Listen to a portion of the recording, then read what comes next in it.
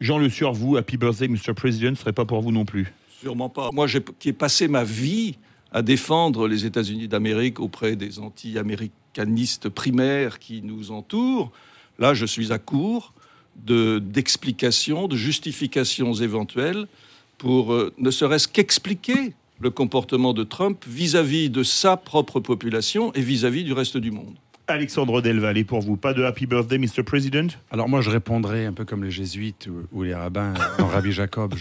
Je répondrai à une question par une autre question. Ah oui. Qu'est-ce qu'on préfère un coup de barre de fer dans la figure ou une insulte? C'est quand même plus agréable, une insulte. Enfin, c'est pas agréable, mais c'est quand même moins désagréable. Ben là, c'est un peu pareil. Alors, les outrances de Trump sont à critiquer, bien entendu, à déplorer. Il est vulgaire, il est très douteux, y compris sa vie personnelle, sa façon d'acquérir la richesse, son cynisme, tout ce que vous voulez.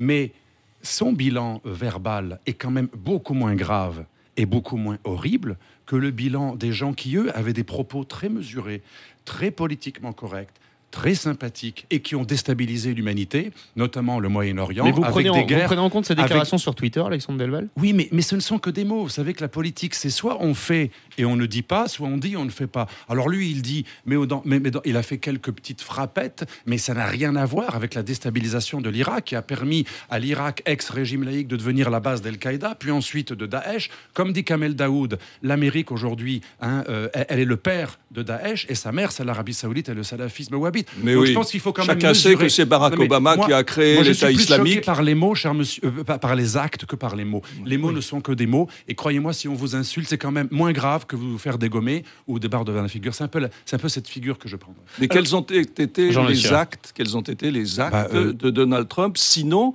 d'avoir pour résultat que l'Amérique aujourd'hui n'est plus respecté par personne, que Donald Trump s'en va demain en Asie, oui. Il va aller en Chine où il va se faire laminer par les Chinois, il va en Corée du Sud où il n'a aucune espèce... Quoi, il ne va pas en Corée du Sud? Non, moi je pense que ce qui a vraiment discrédité les États-Unis, c'est des guerres néo-impériales qui ont déstabilisé le Moyen-Orient et fait développer le terrorisme partout. Parce que si le terrorisme n'est pas une création américaine, ça c'est la thèse de l'extrême gauche, en tout cas, la politique américaine depuis l'Afghanistan, après et pendant et après la guerre froide, mais les actes de ses prédécesseurs sont 1000 fois pires en termes de conséquences qui ont terni l'image de l'Amérique que les mots d'un type qui est un espèce de rigolo, qui n'a d'ailleurs aucun pouvoir. Il ne peut rien faire. Qu'est-ce qu'il a pu faire concrètement? Rien. Il est bloqué partout. Même son travel ban qu'on a accusé d'être un islamic ban, il y avait quand même la Corée du Nord qui n'est pas un pays musulman, ça n'a même pas pu être appliqué à 2% de ce qu'il voulait faire. Il ne peut rien faire. Donc finalement, dans les actes, il n'est pas si dérangeant que ça. Et il a arrêté cette tradition interventionniste que Madame Clinton, qui avait des mots très sympathiques, elle aurait poursuivi cette tradition interventionniste. Donc je dirais, il faut relativiser. C'est un affreux personnage, mais dans les actes, il est beaucoup moins dangereux que ses prédécesseurs. Mais comment pouvez-vous dire qu'il n'est pas interventionniste? Il nous a promis qu'il allait régler le problème de la Syrie. Qu'a-t-il réglé en Syrie? Rien du tout. Il a alors envoyé... Il a laissé les pragmatiques. Alexandre Delvalle, on va faire réagir également Guy Hervier. Jean Le Sueur voulait réagir. Oui, non, monsieur Delvalle, qui est un idéologue bien connu depuis des années, qui répète toujours les mêmes choses sur l'impérialisme américain et qui est au fond... Vous êtes très aimable, merci. Mais qui est au fond, un idéologue dogmatique. Voilà, vous dites toujours la même chose. Pour vous, les Américains n'ont pas bombardé l'Irak et déstabilisé le Moyen-Orient. Non, c'est des guerres gentilles. C'était pour le bien des gens. Arrêtez, les Américains ont évidemment bombardé l'Irak. Donc c'est de l'idéologie de dire qu'ils ont bombardé l'Irak à part 2 fois et déstabilisé le Moyen-Orient. Mais au moins, la différence entre Donald Trump et George Bush est que George Bush, et on peut le regretter, George Bush et ses collaborateurs avaient une certaine vision de l'Amérique et une certaine vision du rôle de l'Amérique dans le monde. Et une vision du mensonge aussi, une grande vision du mensonge, avec des bullshit qu'ils ont reconnus eux-mêmes sur des fausses accusations concernant les armes de destruction massive. Excusez-moi, mais c'est pire que d'être idéologue. Non, mais soutenir des actes mensongers qui ont tué. Alors lui, il était gentil avec les musulmans, il allait voir les imams dans les mosquées. Ne vous emportez pas, laissez-moi finir au moins mon raisonnement. Je suis un idéologue, il a massacré des milliers de personnes en Irak, en Afghanistan. Vous trouvez que ça, c'est sympathique? Excusez-moi, si être idéologue, c'est dénoncer des guerres impérialistes qui ont massacré plein d'innocents, alors effectivement, je suis idéologue. Mais ça n'est pas le premier président des États-Unis qui a massacré, comme vous dites, des innocents. Comme c'est pas le premier, c'est bien pour vous, alors. Mais ça n'est pas du tout ce que je dis. À ce compte-là, débarrassez-vous des États-Unis d'Amérique comme nation, parce que cette nation a massacré des centaines de milliers, même des millions d'Indiens, parce que les États-Unis, en tant que nation, ont légitimé l'esclavage, ont massacré des tas et des tas de Noirs. Donc en Irak, c'est bien ce qu'ils ont fait pour vous?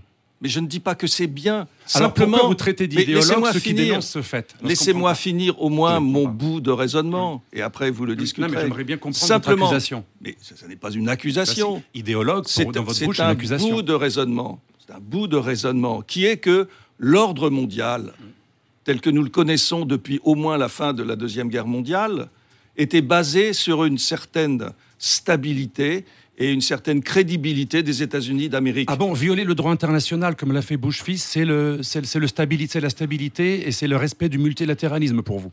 Non, je dis que l'ordre mondial était fondé sur une certaine stabilité et crédibilité dans le monde des États-Unis d'Amérique. Qui a été violé par la famille Bush. Alors, qui a été violé par la famille Bush, si vous voulez, en même temps. Mais non, je ne le reconnais pas, parce que Bush a envahi l'Irak au nom d'une certaine vision de l'Amérique, qui était d'ailleurs, qui peut-être, alors vous allez m'insulter, vous allez dire que je dis n'importe quoi. Non, on aimerait éviter. Mais c'est vous qui dites que vous dites n'importe quoi. On va réagir nos autres invités, messieurs. Si les printemps arabes ont existé, est-ce que l'attitude de George Bush vis-à-vis de l'Irak et vis-à-vis d'un certain nombre de dictateurs n'y est pas pour quelque chose? Non. Alors, vous me direz non, et vous avez non, mais juste simplement. Et le problème de Trump est que, en tant que président des États-Unis, président d'une nation qui proclame à tout bout de champ qu'elle est la nation leader du monde libre. Alors ça, c'est quelque chose que vous discutez, que vous niez absolument.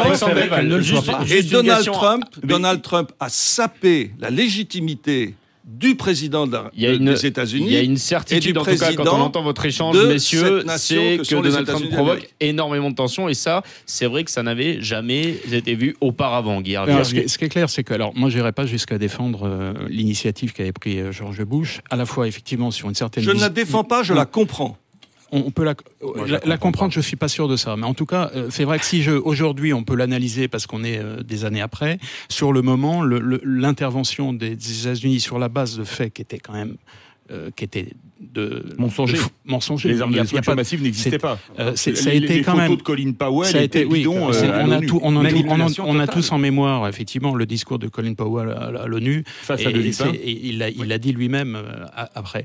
Jean Le Sieur. Et maintenant, j'aimerais revenir sur le fond, à ce que je disais au début, parce que je pense que M. Delvalle ne m'a pas bien compris. Ce que je veux dire sur le fond, c'est que depuis plus de 200 ans maintenant, l'ordre du monde a été basé sur quelque chose qui s'appelle un certain messianisme démocratique de ce pays qui s'appelle les États-Unis d'Amérique.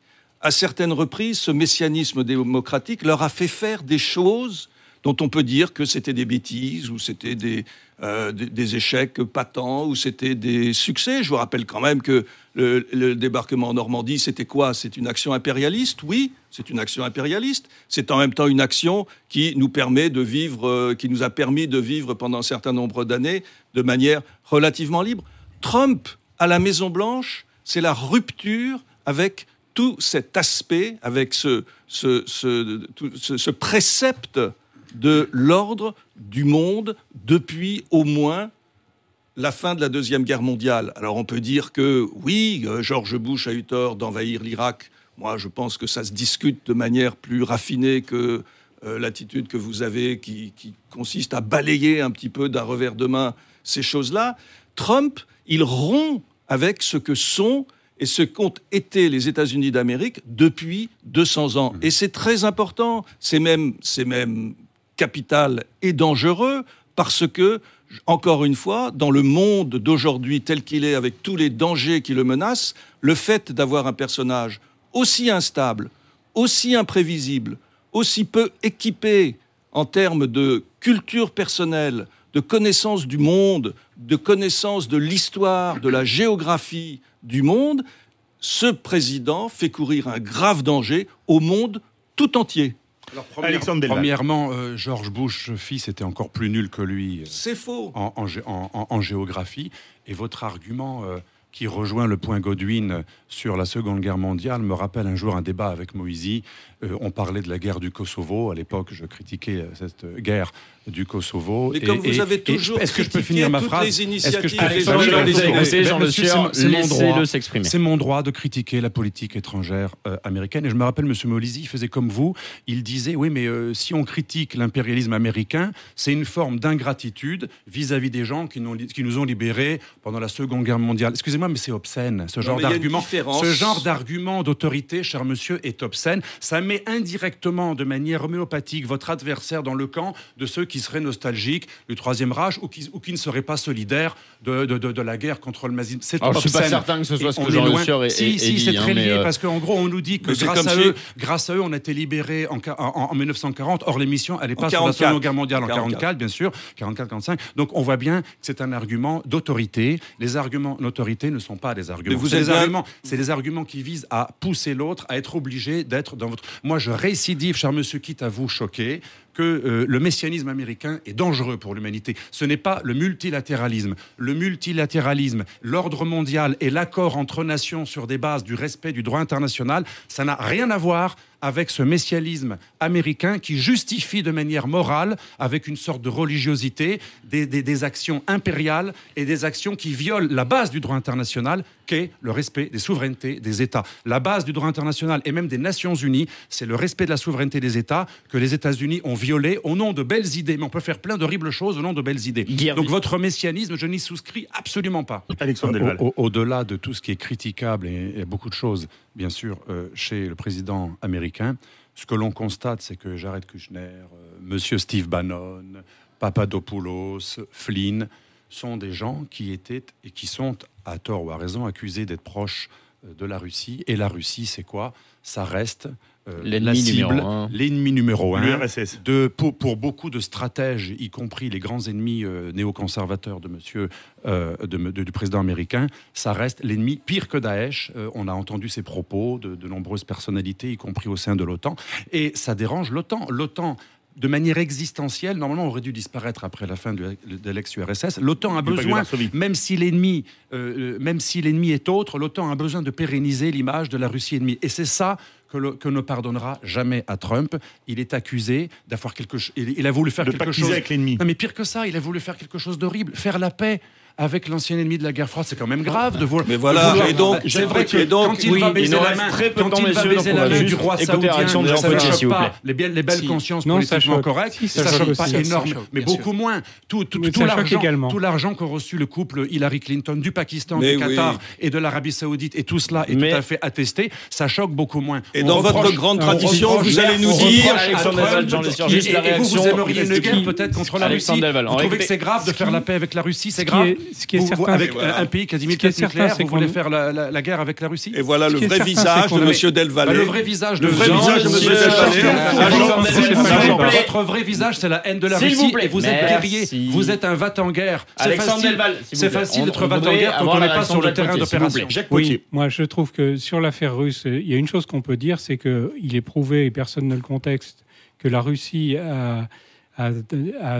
est intervenue dans l'élection et a troublé en fait le résultat de l'élection.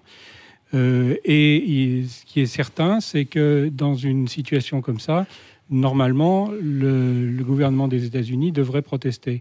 Et Trump n'a jamais eu la moindre réaction contre l'action de la Russie dans ce domaine. Et l'Amérique, elle n'est pas intervenue dans les affaires internes de la Russie, de l'Ukraine, de la Biélorussie, de la Géorgie, de l'ex-Yougoslavie. Ce qui est marrant, c'est que ça vous choque des petites interventions de la Russie pacifique dans une élection, mais par contre, les immixtions totales de l'Amérique dans plein d'affaires, de plein de pays souverains, on n'en parle même pas. Et j'ai presque l'air révolutionnaire en rappelant ça. C'est extraordinaire. C'est la fin du débat. C'est un débat ubuesque. Juste un mot pour dire... On n'a pas le temps, je suis sans doute pas le temps. Je suis sans doute un idiot. Je vais demander à vous couper le micro. Ah bah vous le dites vous-même. Alexandre Delvalle, la réponse à la question de Philippe David. Bon, moi je suis l'idiot de personne. Vous ne savez débattre qu'en accusant. Je pense que le débat, c'est pas les attaques à dominem. Merci beaucoup. Bonne soirée à tous. On se retrouve demain sur Sud Radio.